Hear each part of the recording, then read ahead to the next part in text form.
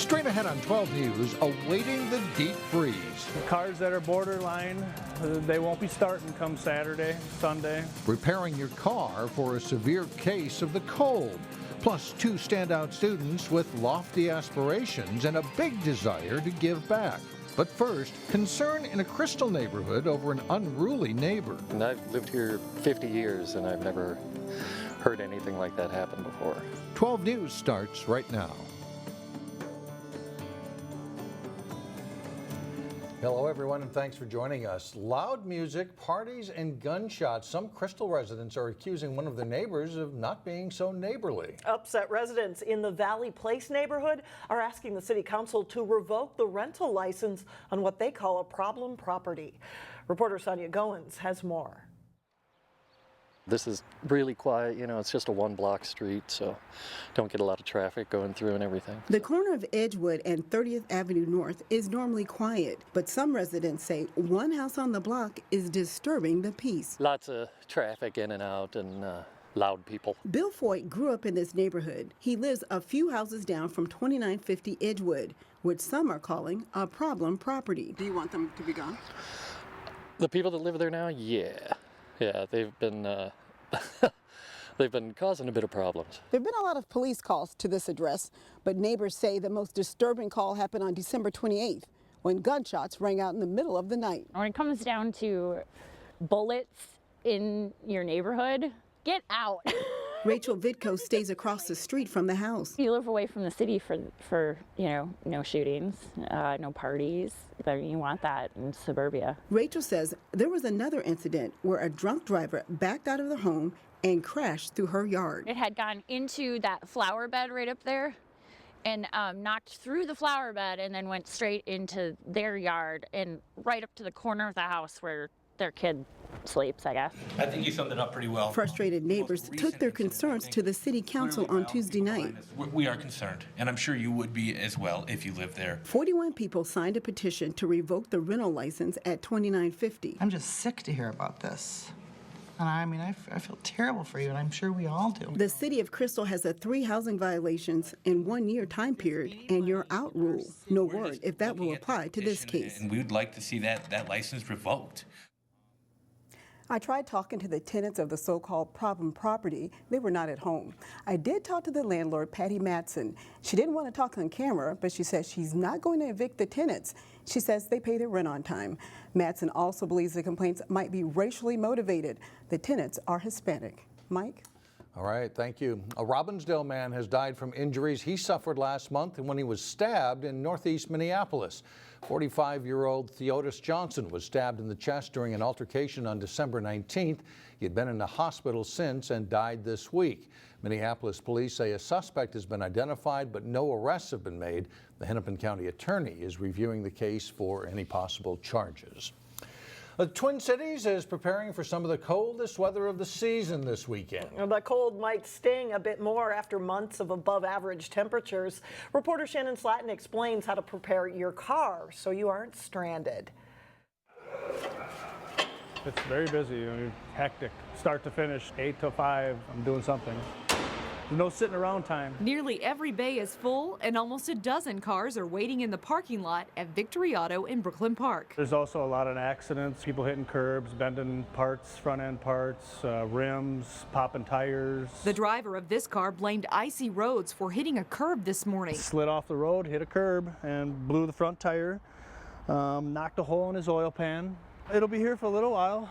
We could do some major work to it. You can't always predict what happens on icy roads. Patience, avoiding potholes. Get a little bit of extra time before you leave in the morning and you might make it there. But you can do your best to be prepared for the worst. Ensure that you have a roadside emergency kit in your vehicle. AAA Minneapolis says to do the penny test to check tire quality. Any old penny upside down with the president's head facing down into the tire tread. If you can still see the president's head, that's when you know you have a problem and you'll want to change or rotate your tires as quickly as possible. Just paying attention to the minor things like the oil, your antifreeze. Victory Auto's Scott Kappas says check your fluids and battery. In general, make sure your car is in good shape. It's harder to start a car in the cold, and it's easy for a battery to fail. When this wave of cold weather moves through, Kappas expects another type of wave. next week. Cars that are borderline, they won't be starting come Saturday, Sunday. We'll have a parking lot full on Monday. In Brooklyn Park, Shannon Slatton, 12 News. Well, blame it on the lack of snow or blame it on a lack of interest. But the Brookview Meltdown Fat Bike Tire Race in Golden Valley has been canceled due to low registration and less than ideal trail conditions. The event at Brookview Golf Course was supposed to take place on Saturday, January 16th. The race was also canceled last year because there wasn't enough snow. Well, the weather might not be quite right for biking now, but the Three Rivers Park District is getting in gear so kids can ride when it warms up. We've recently received 36 bikes for the Three Rivers Park District. They arrive in boxes and we are going to get them assembled. We'll do a safety check on all the bikes and make sure they're working properly so that as soon as the snow's gone, the weather's warmer, we'll be getting these out and used. Well, the new bikes arrive thanks to a $32,000 Safe Routes to School grant from MnDOT and the Bike Alliance of Minnesota. Once the Three Rivers Park District gets all the bikes assembled, they'll be used in partnership with area schools in Brooklyn Park and Brooklyn Center to expose kids in the inner ring suburbs to bicycle education and using bikes as a means to explore some of the parks and trails.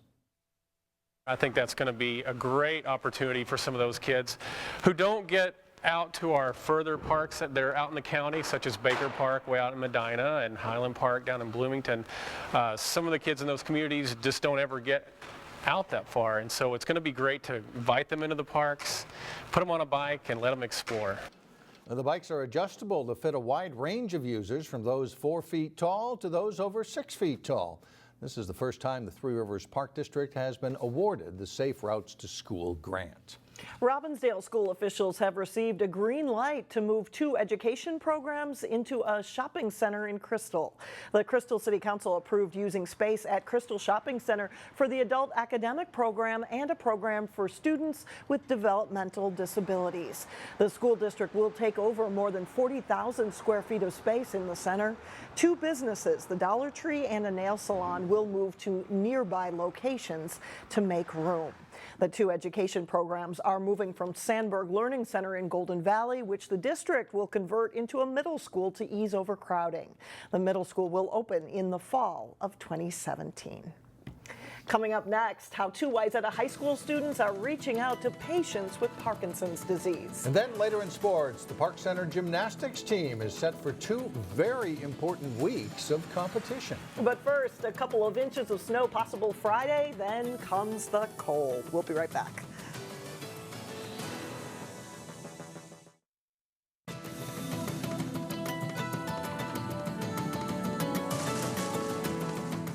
For high school students, taking on a community service project is a great way to get experience and help add to their resume. But then there are those who truly enjoy giving back, and Delane Cleveland introduces us to 2 standout students from Wayzata High School with a passion for academics and helping others.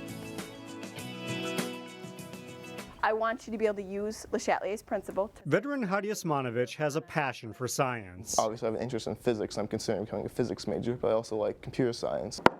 Meanwhile, Sasidar Vankina has aspirations to get into the world of business. Well, I'd say I'm kind of set in the business world, not specifically what in business. Yet, while they're taking different academic paths, one thing these 2 Wayzata High School students have in common is their desire to give back. I think it's important to do volunteer work because you're able to make an impact in the community, and honestly, it doesn't take up that much time. The bonds you form with the people you're helping, I would say that's the part I enjoy the most. The 2 have worked alongside their classmates for years on other service projects through Wayzata's Youth Extending Service Club. But every week, they take time to go to senior living homes to spend time with Parkinson's disease patients. In Veteran's case, the man he's working with has a passion for physics. He has someone to talk to about his passion, and I have someone to learn from.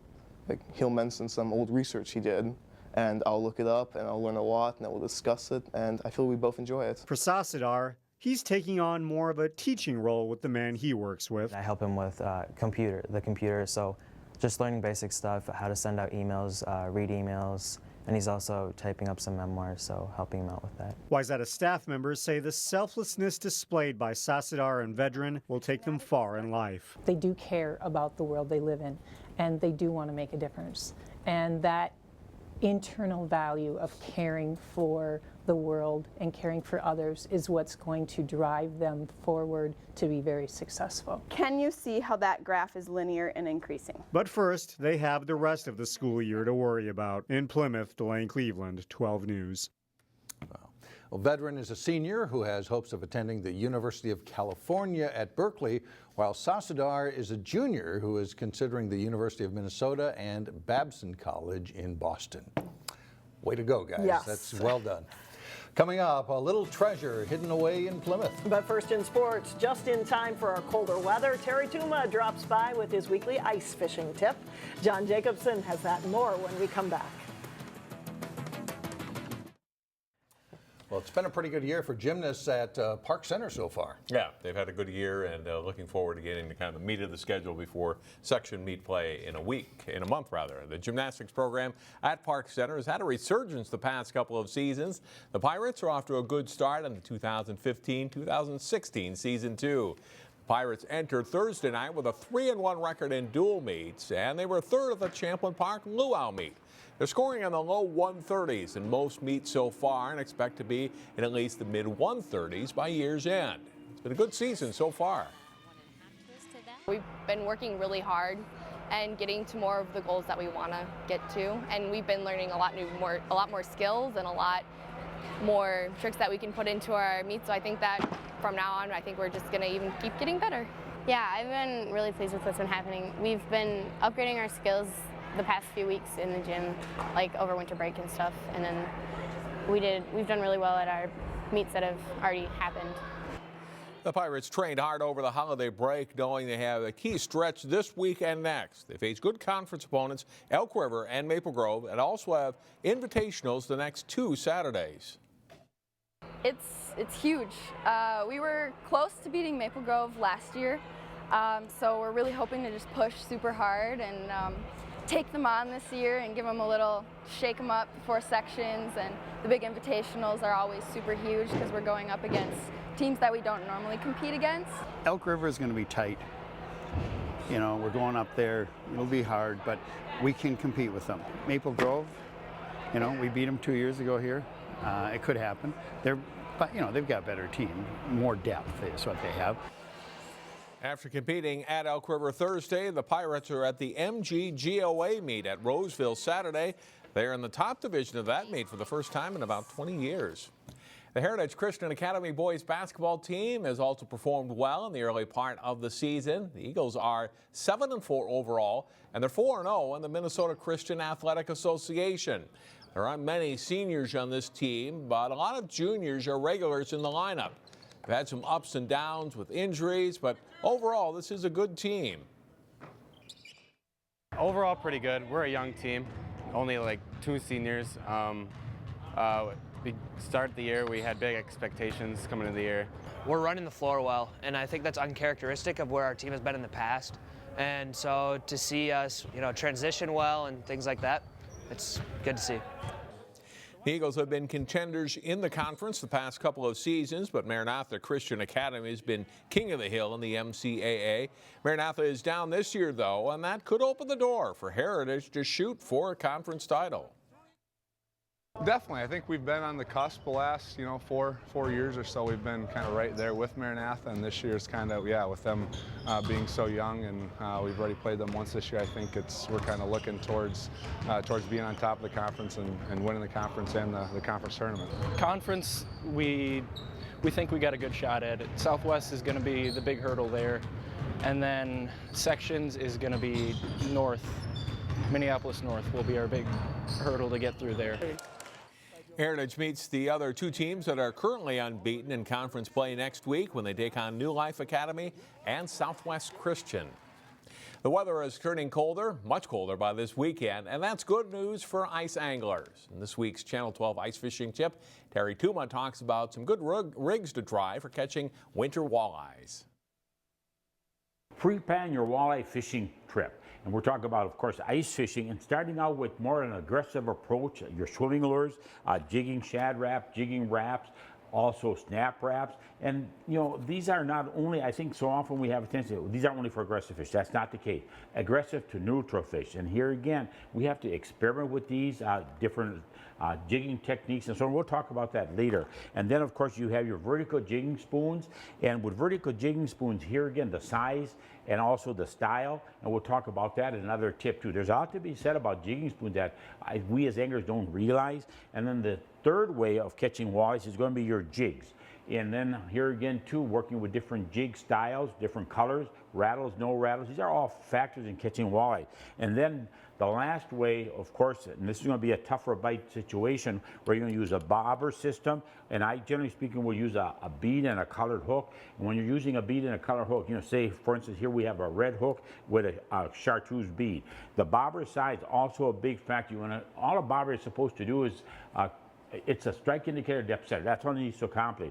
If you use too big of a bobber, you see that especially with ice fishermen, and that walleye comes in and starts to inhale that and feels the drag resistance of that bobber system. I will assure you, it'll blow it out. You never knew you had a bite. So here again, pay some attention. Pre-rig these at home, put them in the rod case, and you're all set to go. Now you can pick up this rod, this rod, this rod, hopefully developing a pattern.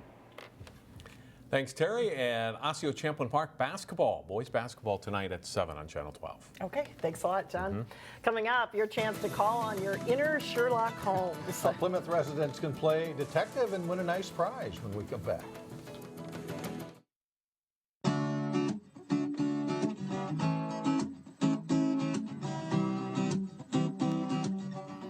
Well, finally, a Medallion mystery is back in Plymouth. And what's more, the Plymouth resident who unravels the clues gets a pretty nice prize. The Plymouth Fire and Ice Medallion hunt is officially underway, and without further ado, here is the first clue. 6 years you've searched for the prize, leaving few places unlooked no matter the size. We've hidden the medallion in a special place, an area to enjoy and stay active in this space. Last year's medallion hunt took all 4 fire clues before it was found. The contest runs in conjunction with Plymouth's Fire and Ice Festival, held Saturday, February 6th. And the person who finds the medallion receives, listen to this, a $250 prize.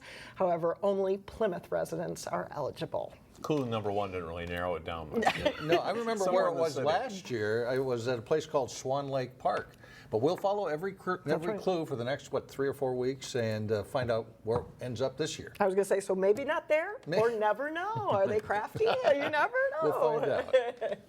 That does it for us. Thanks so much for joining us. And we'll see you back here again tomorrow.